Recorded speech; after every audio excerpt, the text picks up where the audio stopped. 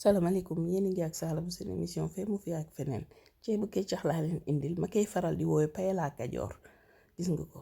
suñu ay yoxos paañ tuufaak ñu ngi noonu suñu ay fruits de mer a ngi nii moom moo tax ma koy woowe paella Kajoor bu ma kenn Kajoor amul géej nag gis ngeen ko noonu lu ñuy def mooy teg suñu dëwlin bàyyi mu sens ñu daal di jël suñu tamaate daal di koy rosi gis nga ko def ci xorom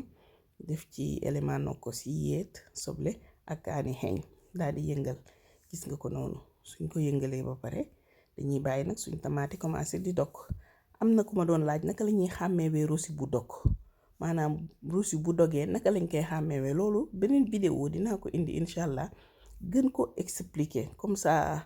ku ko bëgg a xam nga mën a xam naka lan mooy rosi bu dog ak bu dogee naka lañ koy xàmmeewee incha allahu rabbi ma daal di ci sànni sama nokkos gis nga ko noonu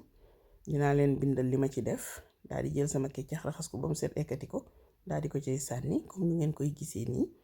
gis nga ko daal di yëngal bàyyi mu comme continuer di dog gis nga ko noonu suñu tamaate dog na lu ñuy def mooy ñulug gis nga ko nii suñu ñulugee kenn ku nekk dangay xool par rapport ak li ngay sóore nga ñulug xool luy doy nga ñulug ko ñu sànni chou jaxatu carotte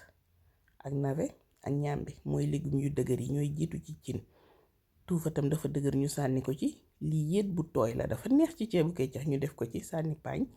sànni yoxos daal di sànni kër tam dafa dëgër day teel a jiitu ci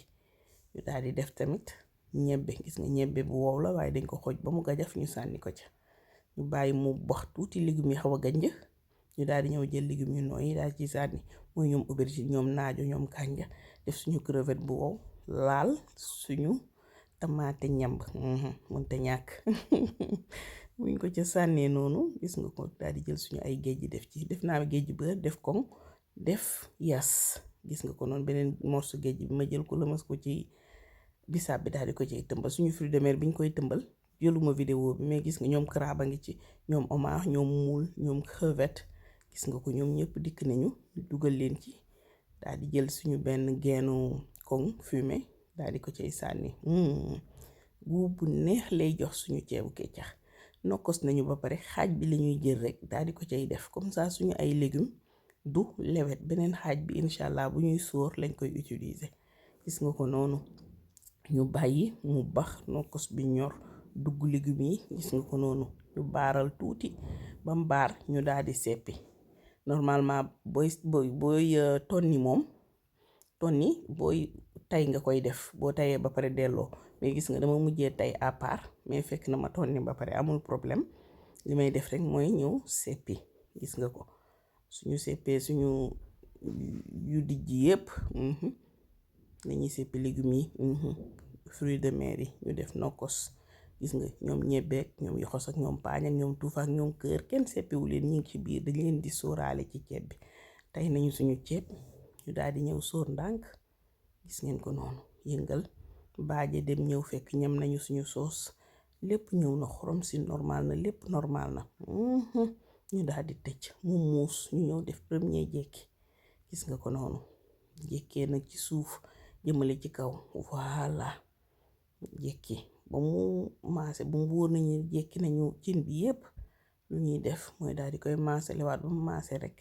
ñu tëj bàyyi mu continuer ñor ñu dem ñëw daal def suñu deuxième jekki su ñoree ñu yàq su ñorul ñu tëjaat ba mu ñor fi mu nekk nii ñun suñu ceeb ñor na ko xom gis nga ko nii lu ñuy def mooy daal di yàq suñu ceebu keccax paella Kajoor mi ngi nii pare na neex la def bay bëgg dee jëlal ma lii kii moom mënuma leen koo expliquer beneen affaire la nii lañ leen indiloon tey j'espère que recette bi ñu leen indil neex na leen bu leen fàtte abonné bu leen fàtte aimé soo leen amee ay question tamit ñi ngi leen di xaar ci commentaire yi di leen wax ni que ni yéen a tax ñun ñooy sonn donc boo leen rombee suñu ay vidéo ngeen aimé abonné partagé au maximum pour que ñu mën a am visibilité merci beaucoup